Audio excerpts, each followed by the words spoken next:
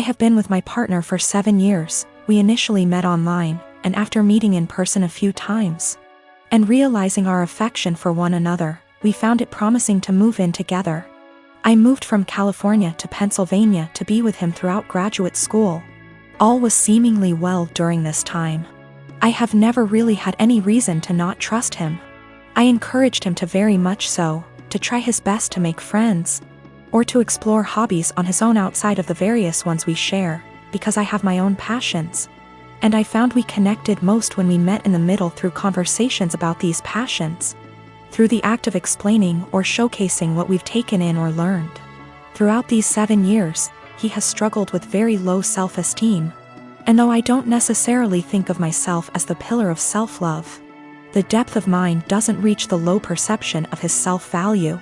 Because of this, he has seen and stopped seeing both a counselor and a therapist, and has been on medication to help for the last 6 months. Things were seemingly well between us, and continued to be pretty fluid. We continued to share things, and take long walks, and were pretty open-ended about where we stood in the relationship. If one was feeling a bit of an ebb, the other would pick up more of a share, and vice versa. However, things took a bit of a dip about 2 days ago when I felt the ebb and asked him about it. Initially, he said there was really nothing wrong. And perhaps I was just feeling this way because with our schedules we haven't been able to see one another for long periods of time like we are used to, which is true. But the feeling continued to irk me, and when I asked about it a second time, he confessed to me. He had begun talking to another girl from another country via Instagram direct messages. And though things between she and him never crossed the boundaries of platonic friendship, he really loved the initial rush of someone asking him questions about his favorite movie, his favorite album, his favorite book. All things he and I already know very well about one another. I asked if he'd sent any selfies, or anything risque, and he said no, though I can't confirm, because he deleted the messages. A good deal of me believes him, because of how open he was about the initial conversations to begin with. We slept apart, and I just felt really confused the entire night, because I couldn't really resonate with wanting that sort of attention from someone else. If anything, his yearning for that type of attention sort of hurt. It felt like I wasn't doing enough, or giving enough. The next morning, though I don't have an Instagram, and am not on the app, I went to check his using the desktop version, and found that posts where he once called me the love of his life, or a specific post with a gift I gave him that once said, "Greatest gift from the greatest girl," were still on his profile, but the words, girlfriend, or love of my life, were completed erased. With this realization, my confusion and hurt turned to very real heartache. I called him and asked if he had deleted these words from the specific posts, and with shame, he said yes, he did. When I asked why, he said it was because he just didn't want the attention from the girl asking him about himself to be disrupted if she found out he was in a long-term relationship. I guess this is where I asked the obvious and questioned why someone who is just asking about your favorite books, movies, etc., would be driven away by the fact that you have a girlfriend. And he said he didn't know why he did it, and that it was a massive mistake. At the risk of seeming toxic, and I will take full accountability for seeming so or being so, I asked him to please deactivate his Instagram for the time being while we sort through this, his Twitter as well. He did, and though I was feeling a bit of relief about that, I couldn't help but feel a bit saddened that he didn't choose to do that on his own for the benefit of our relationship. He had to wait for me to ask. Which again, just made me feel like such a toxic and controlling partner. 2 things I always strive to be so far from. When he got home from work, we discussed everything at massive length, and he continued to swear up and down that these conversations pertained strictly to music, movies, and books, and he didn't have interest in her. Just interest in the initial rush of the attention he was receiving. We read a few articles, and he broke things down to me as his self-esteem has never been lower. Despite his career as a doctor being at a high, and his finances in order, he felt things with his music weren't taking off. And with that came a feeling that he wasn't special, and it was nice for someone to make him feel that way. I felt shame and asked him if I wasn't doing enough or giving enough to him to make him feel that way. He said, I defiantly was. But my love, and attention and affection, became a pillar he could rely on, and got used to, so with new attention came a rush. And he liked that. I asked him if he wanted to be single and find that rush in dating new people. And he kept insisting that that's so far from what he wants. He wants to remain a couple and do all he can to work on these things together. Though I can't help but correlate that feeling he enjoys with the feeling of a first date. Which hurts, of course. I told him I didn't really see how we could move past this because there was nothing much for me to make an attempt to work on moving forward. This seems to be a self-stemming problem that I emphasize with, but just don't want to be on the receiving end of the counter effects. So though it is incredibly uneasy to begin to think of how difficult it'll be to begin again, it is just as difficult to think about how difficult it would be to stay and try to rebuild back up an issue that I feel like just a bystander. When it comes to, this has all been very painful, and if this comes to an end, I just want it to be as civil and as possible. He deserves to love himself, but not at the expense of the love we have between us. I deserve love that is stable and comforting, and not laced with newfound paranoia. Despite this all, my heart is still very much in this, of course, and he has been very vocal about how it was just one mistake. Nothing happened, we can work through this, etc. And I secretly keep hoping he will make a step, any step really, to showcase these words and implement action, seek a new therapist. Find the two of us a relationship counselor, buy a book on self-help or on how couple conquer affairs, anything at all. Without me having to be the one to ask him. I just want him to have that yearning that he continues to say he has, but instead of saying it, I was him to show me. That makes me irrational or just plain dumb. I believe to be in a state where I can handle either answer. Or something completely different just the same. Do all think I'm blowing something completely out of proportion? Given how this was an exchange of conversation between him and another girl for just a few days. And his erasure of me on his profile was only for about 2 days? This has been a first in this relationship, this has been a first in my life, truthfully. I just felt completely vulnerable and isolated. I gave birth to my daughter weeks ago. My experience was pretty traumatic, and since it was my first, I had no clue what to expect.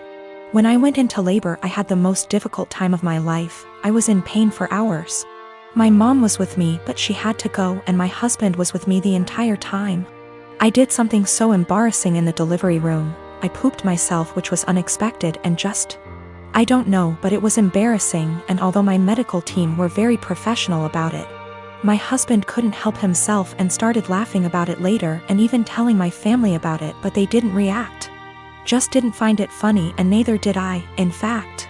I found it embarrassing, and I already told him to stop bringing it up, especially when he started joking about getting me diapers for my opsies. It got really tiring and chipped away from my self-esteem and confidence. We were with his parents celebrating New Year's Eve together when I excused myself to the bathroom. While I was getting up, he made a quick remark and said, "Oh, yeah, you should go quickly because we don't want any accidents just like the one we had at the hospital, you know what I mean?" While blinking at me. His family actually laughed and brother-in-law commented, "Good one."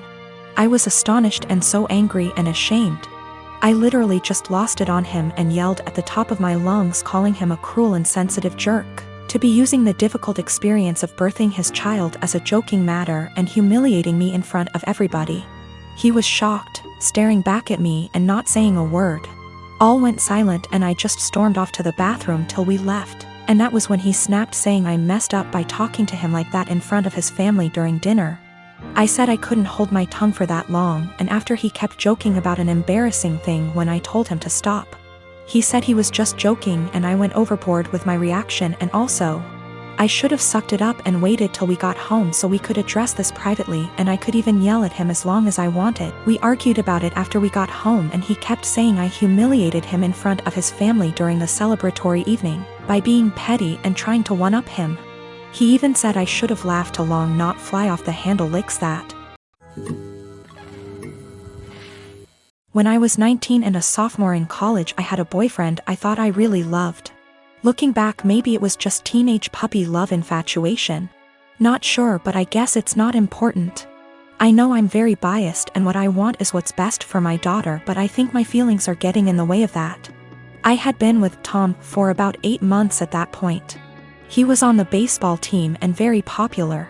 But one day I discovered I was pregnant and told Tom. He freaked out and got super pissed. He demanded I get an abortion, said he would not stay with me otherwise. He did offer to pay the full expenses of it though. So I went to the clinic and I couldn't do it. I'm very pro-choice and told myself the logical thing to do would be to have an abortion. But when it came down to it, I just couldn't do it. I admit part of it was that I was afraid, but I also felt an attachment for my baby. The thought of getting rid of him / her made me feel like throwing up. So I told Tom that I did love him and I wasn't trying to trap him, but I simply couldn't have an abortion. Maybe we could look into adoption, but abortion was out. Tom said he had never loved me, and while I was fun, I was now causing him too much trouble for him to bother with me anymore. And I was right, I wasn't going to trap him. He said I was free to choose to keep the baby, and he was free to choose to have nothing to do with me or it, and to not even think of trying to get child support from him. I won't go into details, but Tom made it clear he would make life as miserable as possible for me if I tried to contact him again, get child support, etc. Maybe it was wrong to do, but I figured all that trouble and drama just wasn't worth it and I would make my own way. I was, however, devastated and completely heartbroken. I admit it really me up. I never spoke with or saw Tom again. I did consider adoption, but in the end, long story short, I chose to keep my child. Faith is 4 now. It's been a long and hard road, but I graduated college and got a job. We live in a tiny apartment and finances are tight, but we make do. I love Faith like crazy and I do not regret the choice to keep her whatsoever. She makes me a better person and we have a good life. However, 3 days ago I received a letter in the mail. It was from Tom. Inside the envelope was a letter and a check for $3,000. This is what the letter said: Vika, I know this is coming out of nowhere and I'm sorry, but I didn't know a better way to do this. I am so sorry for how I acted 5 years ago. I was selfish and a complete fool. I know that doesn't begin to cover it. These past 5 years have really had an effect on me. I got a job at Restraint. I started hanging out with different people. Good people instead of college jocks. I know I ran from my responsibility and I treated you with callous cruelty.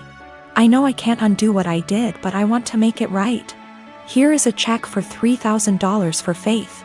I know that doesn't begin to cover what her expenditures have been, but I wanted to show I am serious about what I'm about to say. I want to be a part of our daughter's life. I will go as slow as you like. I would very much like to set up regular child support payments as well as pay off whatever back child support I owe you for the past 5 years, including hospital appointments during your pregnancy. I know I don't deserve it, but I want to meet my daughter and be a part of her life in whatever way I can. I want to help her and I want to help you and start making up for the terrible way I acted. Here is my contact information. I am willing to do what you ask of me. Thank you for your time. Tom. I was blown away. I'm also beyond pissed off. I'm thinking of the pregnancy I had to deal with after getting dumped like that. Exams and papers I had to write. Giving birth to her on my own. The late night feedings, all the diaper changes, the constant crying. Trying to afford clothes to keep Faith warm during the winter as she grew while also making sure she didn't go hungry, the tantrums. The first steps, first words, the potty training. He wasn't there for any of that, and now he just wants to come waltzing into her life like nothing happened, after doing whatever he felt like now that Faith is out of the unfunny baby years and she's a well-behaved child who can now carry on a conversation, and knows how to use toilet and doesn't wake up every 2 hours. Faith has started asking questions like, where is her daddy? How come she doesn't have a daddy? And I've been doing my best. I've been saying mommy doesn't know where daddy is, true until now. And she doesn't have a father because daddy wasn't ready to be one when she was born. Maybe that's the wrong answer, but I am doing my absolute best. I'm thinking of how Tom hurt me and bailed when life got hard. I can't stand the thought of him doing that to Faith. She's a sweetheart and quite sensitive. She doesn't understand unkindness. She makes friends with everyone and is very innocent. I've done my best to teach her to be a calm, kind, respectful person, and everyone loves her. However, I do know she needs a good male role model in her life, and I do feel guilty for not having one for her. I haven't had a boyfriend or dated since Tom because all my energy and focus has been on graduating college, getting a job, and being a good mother to my daughter. I never really thought about Tom much after Faith was born, but now that I am with this intrusion into our lives, I think I hate and despise him. I want him to just go away. I wanted to not even cash the check and to tell him to take his money and shove it, but my parents and close friends reminded me that that is Faith's money and she is entitled to it, and I agree. At minimum, I want to get some child support going because Faith deserves all the financial assistance and opportunities she can get. However, I know if I get regular child support, Tom will want to be in Faith's life, and frankly, I don't want that. I don't want him to hurt her and bail when life gets hard, because it is when you have a kid. I also feel like he doesn't deserve her.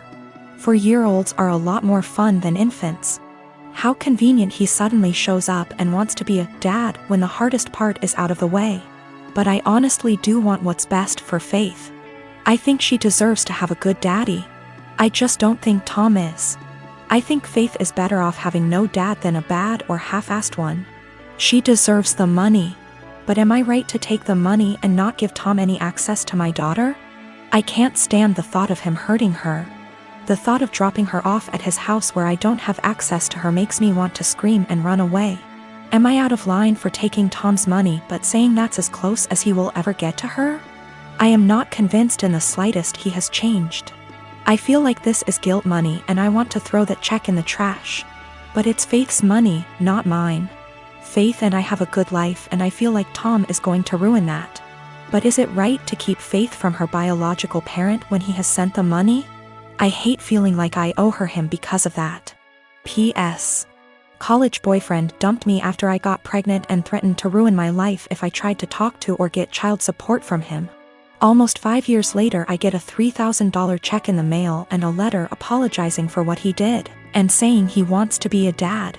I want to tell him to stay the hell away from us, but I want what's best for my child. Tom is listed as the father on the birth certificate. I don't want to go into tons of details. You need to know that for the last 7 years I have not been at home. And during this time my 2 brothers and sisters were still living there. While I was at home, our stepfather abused us mentally and physically. We lived in crappy houses that were covered in real garbage, including animal feces, absolutely everywhere. I haven't heard from my little sister since May. I'm pretty sure she was told to cut contact with all of us. We are her older siblings. My second sister, after my younger sister, is overweight and has spinal problems and has to diet and see a specialist she is not taken to. I told the social worker that I wanted to check on them because they were in a sorry state and because I'm not sure if there is still any physical or psychological abuse going on in the house. This genuinely worries me. I told them what happened to us, hitting walls, throwing things at us, swearing, belittling our character, etc. And told them repeatedly that I really just want to know what my younger brothers and sisters are not the same living conditions as they were. My husband supported me during the call and agreed that it was the right thing to do. All my siblings discussed this beforehand, except for my older sister, who moved out before things got bad, and the 2 who live in the house. We all agreed that this would at least let them know they were being watched and we weren't just disappointed in them, and maybe my mother and SD would keep the house clean nose, etc. CPS contacted my mother very quickly. Much faster than I expected. I mean within 3 hours. After that, my older sister, who lives far away and hasn't contacted me for months, calls and she gets mad at me because she knows I called. I didn't deny anything and just said, if they have nothing to hide, then they have nothing to worry about. It will all be over pretty quickly, to which she replied, what if it doesn't? If they are taken away? I said, I hope it doesn't come to that, and if it does, it's not on me. I didn't harm them. I didn't leave animal excrement around the house. I asked, would you let your children live the way we lived? She didn't answer. I asked again and she said, no. I'd keep a decent house, but it's not your job to tell someone else how to parent. I said, okay. So, if that's all, why did you call? I think we're done. She told me that we all need to get over what happened to us and move on. She left long before the violence started and she wasn't around, regardless of my personal experience. I can't help but feel like I did something wrong. I have limited contact with my mother because of her husband, and she denies that any of us have ever been abused. My sister asked, Why don't you just come in and see the conditions? I told her, I can't be around my stepfather. I refuse to expose myself to this negativity again. Even though my husband and siblings agree that it was the right thing to do, I still can't help feeling wrong because of it. Like it wasn't my place. But if it wasn't my place, then whose was it? I really would like a third-party opinion on what I did. Am I wrong in reporting my family? Honestly, should I have just kept my mouth shut? I don't mind if I don't have any contact with my mom or older sister. They don't even know that I'm almost 4 months pregnant because we don't talk very much. So the possibility that I'll never have a real relationship doesn't bother me. What worries me is that I don't know if I was right. I called my mother's CPS based on previous experiences of psychological and physical abuse by our stepfather. I have not heard anything from my younger brothers and sisters for a long time, because communication was interrupted. We lived in appalling conditions. There were animal feces, rubbish and mess everywhere. We were beaten, things were thrown at us, etc. I told the police that I was not sure if something was going on for sure because, again, no contact. But I wanted them to check on my siblings. Was I completely out of sorts?